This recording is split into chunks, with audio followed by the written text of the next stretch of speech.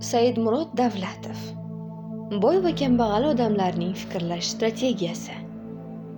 3-farq.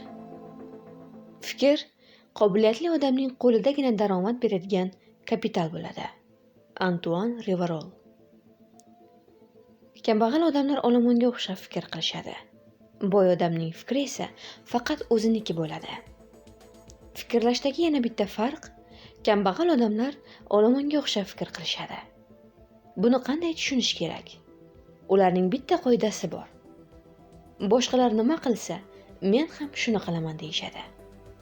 Agar birorta fikr kelib qolsa, nimanidir orzu qilsa, boshqalar shunday qilganmikan deb o'ylab qoladi.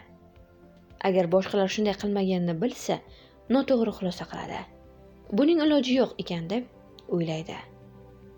Yoki o'rtog'ingizning oldiga borib orzungizni, rejangizni, nimani o'ylab qo'yganingizni aytdingiz deylik. Gapingiz tugashi bilan o'rtog'ingizdan tanqid eshitasiz. O'rtog'ingiz fikringizdan kamchilik, xato topishga harakat qiladi. O'ylaganingizdan qaytarishga urinadi. Kamdan kam hollarda u balki sizga shunday qilsangiz to'g'ri bo'lishini aytishi ham mumkin. Lekin kimga bo'lsa ham rejangizni aytsangiz, birinchi navbatda sizga dakki beradi. Sababi kambag'al odamlar olomonga o'xshab fikr qilishadi. Birorta ishda birinchi bo'lishni xohlashmaydi. El qatori yurishadi va el qatori harakat qilishadi. Keyin esa o'zlarini oqlab, hamma yugurib ketganda, men ham yugurib ketdim, nimaligini bilmayman, deydi. Ba'zan darsda o'tirganlardan kim boy bo'lishni xohlaydi deb so'rayman. Hamma deb javob berishadi. Faqat o'zingiz uchun javob bering deyman ularga. Lekin baribir hamma deb javob berishadi.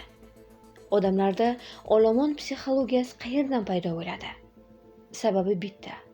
Olomonning ichida bo'lish, birorta ham narsa uchun javobgar bo'lmaslik juda oson. Olomonni hech kim aybdor qilmaydi. Kim aybdor? Hamma aybdor. Hammani esa ayblab bo'lmaydi. Kim axlatni yig'ishtirib olish kerak edi? Hamma. Demak, birorta ham odamni javobgar qilib bo'lmaydi. Kim topshiriqni bajarishi kerak edi? Hamma. Ya'ni alohida olganda birorta ham odam aybdor emas. Shuning uchun olomonga o'xshab fikrlash oson. Hech kim hech narsaga javob bermaydi. Bahona esa har doim topiladi. Boy odamlar esa alohida odamdek fikr qilishadi. Ular mening hayotim faqat mening o'zimga bog'liq. Shu vaziyatga tushib qolganimga faqat men o'zim aybdorman. Men o'zim jahlimni tizginlashim kerak. Men o'zim fikrimni o'zgartirishim kerak. Men boshqalarga o'xshamaganman. Bu dunyoda menga o'xshagan odam yo'q va bo'lmaydi ham. Mening hayotim o'zimning qo'limda. Uni o'zim orzu qilgandek o'zgartirishim kerak, deydi. Shu narsa alohida shaxsdek fikr qilish bo'ladi. Balki hozir qo'limiz bilan orzuyimizni ushlashimiz mumkindir. Balki imkoniyatimiz buning uchun kamlik qilar. Lekin fikrimiz orzuyimizga yetib bora oladi. Agar hamma qiladigan ishni qiladigan bo'lsa, hamma oladigan natijani olamiz.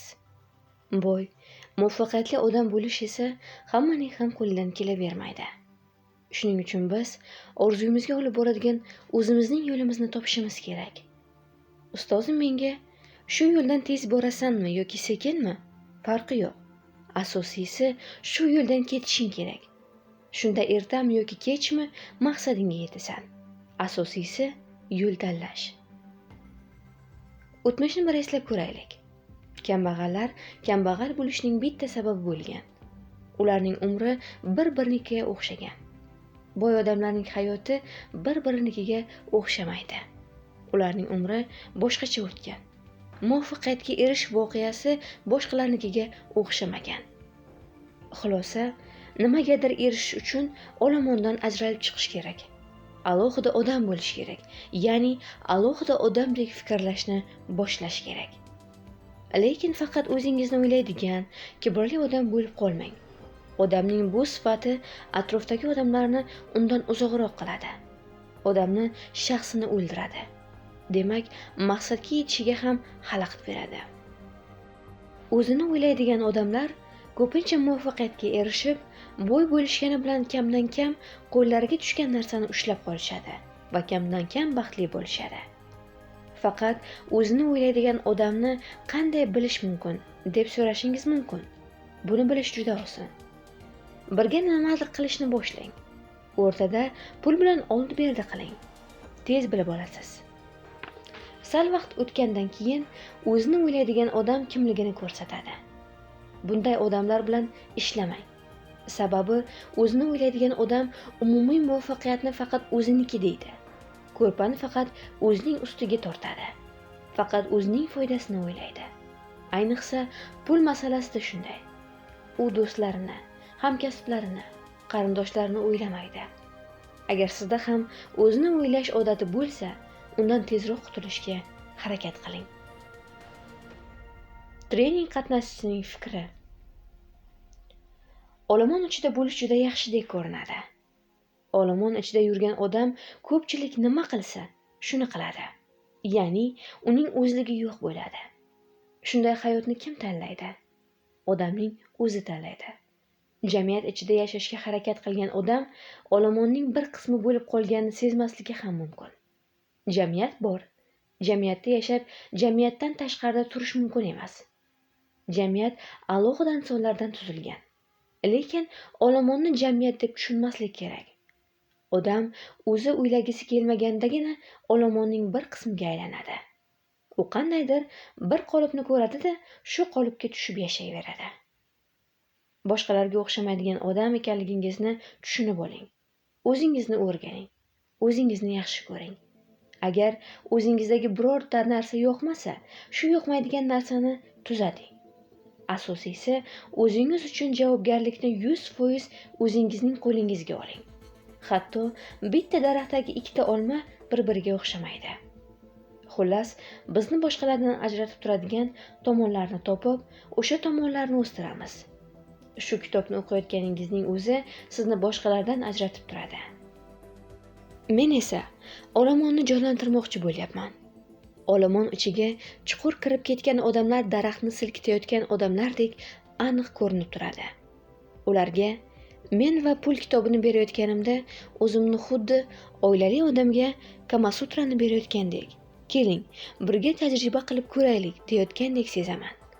Ular kitobni birov ko'rib qolsa uyatli bo'ladigandek olishadi. Xotinim bilan maslahatlashib ko'rishim kerak. Bo'lmay qolsa uyatli bo'lar degandek o'zlarini tutishadi. Ulardagi hammaga o'xshagan bo'lish odati shunchalik kuchayib ketgan. Agar boshlig'i o'qisa, bunday odamlar ham o'qishadi. Agar o'qimasa, uzr, ilojim yo'q, hamma qatori bo'lishim kerak degandek harakat qilishadi. Boy bo'lishdan qo'rqmang. Hech bo'lmasa, boy bo'lishni o'ylang.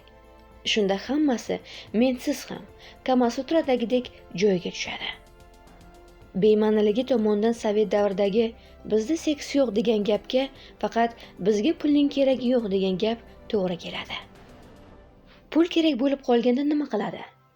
Pul kerak bo'lib qolganda orbitasi o'rtacha radiusda aylanadigan o'rtacha odam o'tirib olib, o'rtacha ko'z yosh qiladi yoki chaqirishsa to'pga yem bo'ladi. Olomonning ichi juda xavfli joy. Taqdir hazildagi Lukashin ba'zan kasalni davolash uchun uni og'rig'ini ko'paytirish kerak deydi. Men sizning og'rig'ingizni ko'paytirmoqchi emasman. Kimdir o'zini aybli deb sezishini ham istamayman. Men faqat har bitta odam unga berilgan boshqalarga o'xshamaydigan qobiliyatni ochishini istayman. Olomonga esa rahmat senga olomon. Ko'p yil sening ichingda tinch yashadim. Sen meni berkitding, isitding. Lekin endi ketadigan vaqtim bo'ldi, deyish kerak-da, tez olomondan uzoqroqqa ketish kerak. Dars bo'ladigan voqea. Bill Gates. Bill Gatesning hayotiga qarab, muvaffaqiyatga erishish qanday bo'lishini o'rganish mumkin. Bolaligidayoq u boshqalarga o'xshamagan. Tengdoshlaridan aqli o'tkirligi bilan ajralib turgan. 1962-yili u yashayotgan shaharda jahon ko'rgazmasi bo'ldi. Yoshi endigina 7 ga to'lgan Bill ko'rgazma zallarini qiziqib tomosha qiladi. Kosmosni o'rganish, yuqori texnologiyalar, kompyuterlar, texnik yangiliklar haqidagi eksponatlarni qiziqib ko'radi. 9 yoshda Jahon ensiklopediyasini to'liq o'qib tugatadi. Xususiy maktabda o'qiyotgan vaqtida 13 yoshda birinchi dasturini tuzishni boshlaydi. Yoshligidayoq mustaqilligini ko'rsatadi. Odamlarga, ya'ni olomonga aqlsizdek ko'ringan boshqacha qarorlar qabul qiladi. Maktabni bitirgandan keyin obro'li Garvard universitetiga kiradi. 19 yoshda esa o'qishni tashlab, o'zining kompaniyasini tuzadi. O'shanda hech kim shu kichkinagina kompaniya bir necha yildan keyin transmilliy konsernga aylanishini, egasini esa milliarder qilishini xayoliga ham keltirmagandi. Microsoft kompaniyasi muvaffaqiyatining asosi Gatesning shaxsiy kompyuterlarning imkoniyati cheksiz ekani. Demak, dasturiy ta'minot sohasi ham shunday bo'lishi kerakligini ko'ra bilishi bo'ldi. Maqsadiga borayotganida fikrini hayotga tatbiq etish mumkinligini isbotlashga majbur bo'ldi. O'shanda ko'p odamlar, shu jumladan mashhur firmalarning rahbarlari ham kompyuterlar kelajakda ko'p ishlatiladigan bo'lishiga ishonishmasdi. Shu sohaga investitsiya qo'yish taklifiga qarshilik qilishardi. Shuning uchun boshida qiyinchilik ko'p bo'ldi. Lekin kompaniyasini tuzgan birinchi kunidan boshlab uning rahbari quyidagi strategik maqsadga amal qilib kelgan. Har bitta uyda va har bitta stolda kompyuter bo'lishi kerak. Nima bo'lganda ham u o'zining fikriga ishongan. Tezda kompaniya dasturlash tili ishlab chiqaruvchidan Windows, Word, Excel kabi operatsion tizimlar, ko'pincha dasturlar ishlab chiqaruvchiga aylandi. U kompyuterda ishlash qulay, oson, yoqadigan va tejamli bo'lishga harakat qildi. Kompaniyani tuzgan Bill Gates 20 yildan beri dunyoning eng boy odamlari qatoriga kiradi. Uning hayoti boshqalarga dars bo'ladi, ishtiyoq beradi. Ko'p ishlab, u kompaniyasini dunyoga mashhur qilishdan tashqari, dunyoning eng boy odamiga aylandi. Hozir Bill Gatesning boyligi 57 milliard dollardan oshgan. Pulning bir qismini u xayriya ishlariga sarflaydi. Xotini bilan birga tuzgan jamg'armasidagi mablag'ni sog'liqni saqlash bilan ta'limga beradi. Xulosa: hammaga o'xshashga harakat qilmang. O'zingizni ko'rsating. Har bitta insonning boshqalarga o'xshamaydigan qobiliyati, fe'li bo'ladi. Qobiliyatingizni ishlatsangizgina maqsadingizga yetasiz, orzuyingizga erishasiz.